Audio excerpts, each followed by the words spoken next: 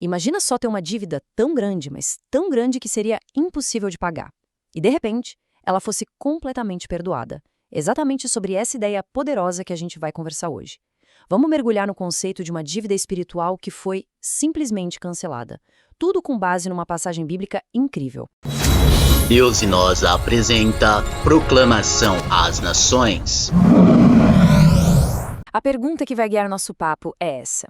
Pensa comigo, o que aconteceria se uma dívida que você nunca conseguiria quitar fosse do nada apagada? Essa é a metáfora central que a gente vai desvendar hoje, um dos pilares da fé cristã. Ok, para entender o que significa ter essa dívida cancelada, a gente primeiro precisa saber que dívida é essa? O que era exatamente esse tal escrito de dívida que pesava contra a gente? E aqui está o versículo que é o coração de tudo. Ele fala sobre um documento, quase um registro legal, um escrito de dívida que existia contra a humanidade e que listava todas as nossas falhas. E é muito importante deixar isso claro, né? Não estamos falando de dinheiro. Essa dívida é um registro espiritual de cada transgressão, uma espécie de contabilidade de todas as vezes que a lei de Deus foi quebrada. Cada pecado era um item nessa conta. E aqui a coisa fica ainda mais interessante. A palavra usada no original grego para ordenanças é dogma. Isso se refere aos decretos, às regras da lei de Moisés. Eram essas regras, que eram impossíveis de cumprir perfeitamente, que formavam a base da nossa dívida. Elas funcionavam como uma lembrança constante da nossa falha. Então, se a dívida era tão séria assim, impagável, qual seria o preço para quitá-la? A resposta está num custo que a gente nem consegue imaginar. Vamos ver isso agora.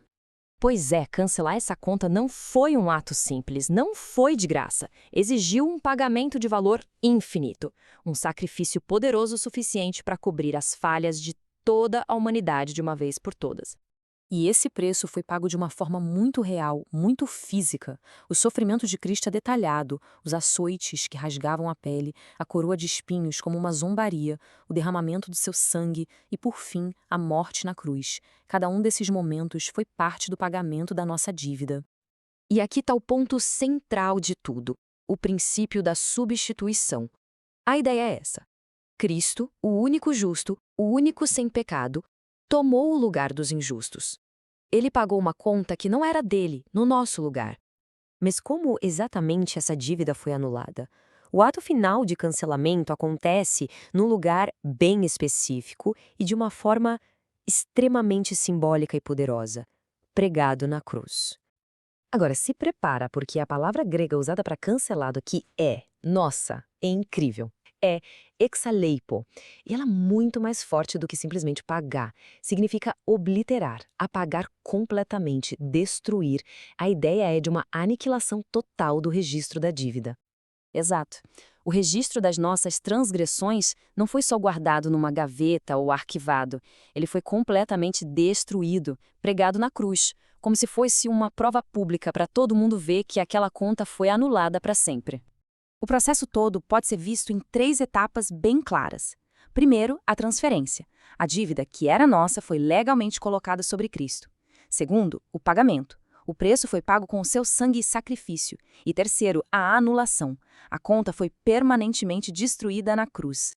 E com essa declaração final na cruz, está consumado. A transação foi selada. Isso não foi um grito de derrota de jeito nenhum. Foi uma declaração de vitória. Significava que o pagamento estava completo, a missão cumprida. A dívida foi paga. Ponto final. Tá, a dívida foi totalmente destruída. E daí? O que isso significa pra gente hoje, na prática? A consequência mais profunda é a transformação da nossa identidade, de devedor para filho. Esse perdão não é só uma história que aconteceu lá no passado. Ele redefine completamente quem somos no presente. Para quem aceita esse pagamento, a mudança na nossa condição é radical e permanente. Olha só o contraste. Que impressionante. A identidade muda de escravo para filho, de alguém que estava sujeito à condenação para alguém que está completamente livre de qualquer acusação. A alma que antes estava vulnerável, nua, agora é protegida e revestida pelo Espírito Santo. E quais são os resultados práticos disso tudo? Primeiro, não existe mais condenação. A barreira que separava a gente de Deus foi removida, então agora temos acesso direto a Ele. Ganhamos uma nova natureza para não vivermos mais subjugados à carne, e por fim, a nossa alma é guardada, protegida de um jeito que o maligno não pode tocar. Mas é sempre bom lembrar que essa liberdade toda não foi barata. A frase "comprados por alto preço" reforça o valor imenso do sacrifício e, claro, o valor inestimável da nova identidade que a gente recebe. E tudo isso nos deixa com uma reflexão final, né? Saber que a dívida foi paga não é um convite para a gente relaxar, mas sim um chamado para viver de um jeito que honre o preço que foi pago. A pergunta que fica é: se a dívida realmente foi paga, como a gente vai viver essa liberdade?